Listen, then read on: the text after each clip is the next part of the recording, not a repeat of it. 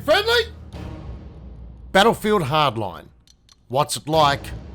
Is it worth the money? And how does it compare to the other Battlefields? Well, we'll find out together. Let's do it. Now I'm going to break this down in two parts.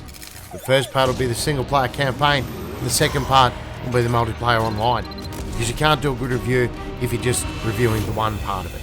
So, look, I got this game because it was on special for $49 Australian.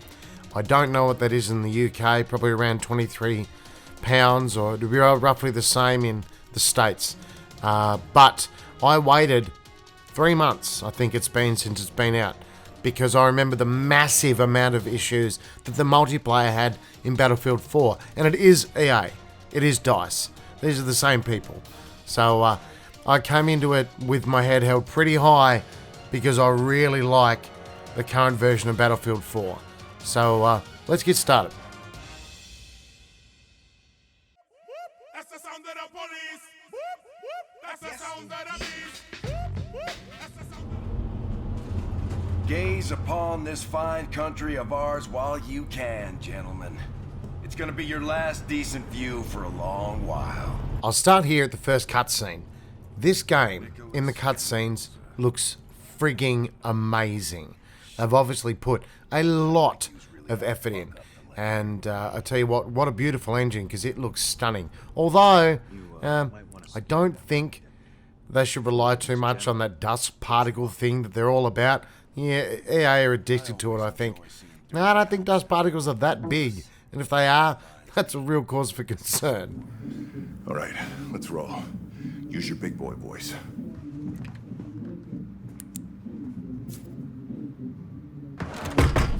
Police! We're coming in! Police! Nobody fucking Get move! your hands where I Nobody can see move! them! Let me see your Up where I hands! can see Let me them! see your hands! Move back and away from the You just table! knocked on the wrong door.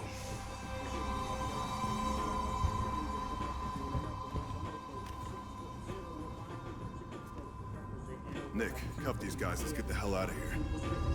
Oh shit, man! Come on now. Light out of my face, yeah? I was actually super excited when this happened, because I realised in all the other Battlefields, it's, you know, pray and spray. It is a true dyed-in-the-wool first-person shooter. But here, you've got the option to arrest someone, to subdue them, put them on the ground and cuff them. And, you know, spoiler alert, you can do this all the way through the game. You don't have to shoot everyone you see. You get more points, in fact, if you arrest them. And you also get, there's bounties on certain people's heads. You use a little scanner. You hold down left mouse button when you see someone who's got a little set of handcuffs over their head, and you can actually arrest them and put them on the ground. It's actually really cool. Nice change, that's for sure. LA, actually. Orange County. Oh, so riches to rags? Yeah, something like that. Now, I did notice something that annoyed me that I really don't think should happen if you've got the right computer. There was a lot of tearing in the screen, a VSync issue. Now, I tried every combination that there was to try in the settings, even lowered everything. And then to the opposite end of the spectrum, I tried the really high-end stuff, ultra setting, everything turned up and on. But still, that tearing remained when you pan right to left. It was really, really annoying. And it's not like my computer's a horrible machine. I've got a 980 Ti, 16 gig of DDR3 at 2400 hertz, and a 4790 processor. There's no way that should have been happening. And that is actually a bit of a disappointment from these guys. Spewing.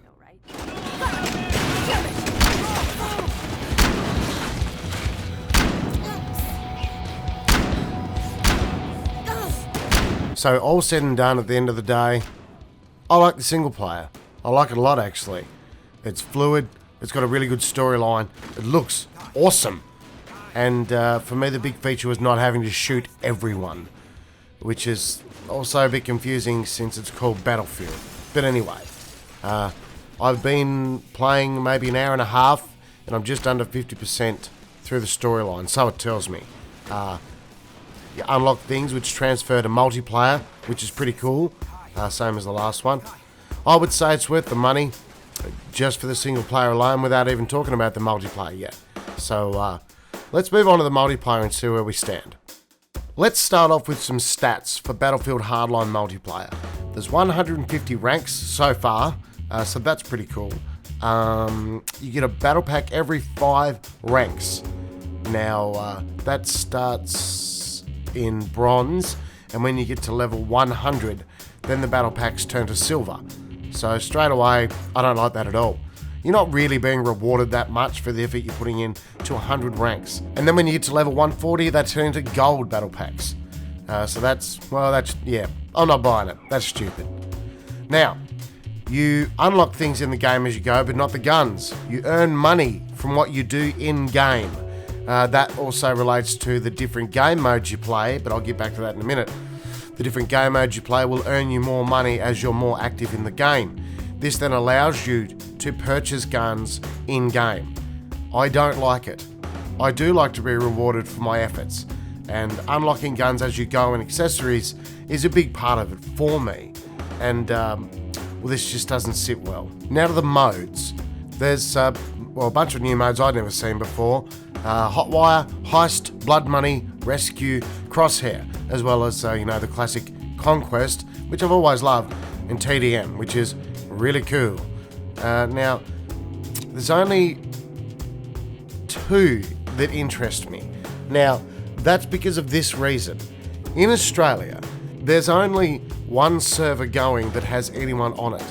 No one seems to be playing Battlefield Hardline multiplayer in Australia. There's one server that every day has about between 30 to 50 people on it, but it only does Hotwire and Blood Money, so I'm very limited in what I can do online, unless I raise my ping, and then you get booted anyway. Blood Money is the interesting one for me. Looks like an updated version of Capture the Flag, where you've got a pool of cash inside a building. You've got to go to it, defend yourself and your buddies, take the cash, bring it back to your vault, which could be under attack by, your enemies. So that was pretty cool. Hotwire, you just seem to get in the car and drive it around until your money gets higher, and yeah, it's pretty bad, actually. I'm not a fan of that at all. Conquest, I managed to play a game. I found a server one night with a few on it and played Conquest, and that was what Conquest is. There is another server in the Pacific that works, but I don't have the premium pack. I just bought the standard one. There was no way I was ever going to buy premium on a game that I was never really sure was going to work. Now, I realise I've only said negative things so far, but there are a couple of things that I do like about the game. It is fast. It plays fast and it works fast, although the game for me doesn't flow very well because I'm not a fan of the maps. That's probably because I am a Battlefield 4 fanboy and I like size when it comes to things like this. If I'm going to play a first-person shooter, I want to be able to get around. But the maps, they're too small for me. But a couple of them do look really good. You can see that they've put more effort in with some maps than they did with others. But that's not okay. You've got to have all your maps to the same standard. A couple of them look generic like this, blank, there's no feeling, no thought or love in the game at all. And then you switch to this, a more in-ground urban setting of like a smaller battlefield. Now, this works for me. It looks good, the textures are good, the Levolution stuff is working well with what you want to do in a multiplayer. Now, ING gave this an 8 out of 10, and GameSpot gave it a 7 out of 10. Myself, Charlie Daisy, not a pro game reviewer, please remember this. I would give it a 4 out of 10. I believe that even as much as I love the single player campaign, and it was the best looking one I've ever played, the multiplayer, it just doesn't feel good. It doesn't look great, and it doesn't play well.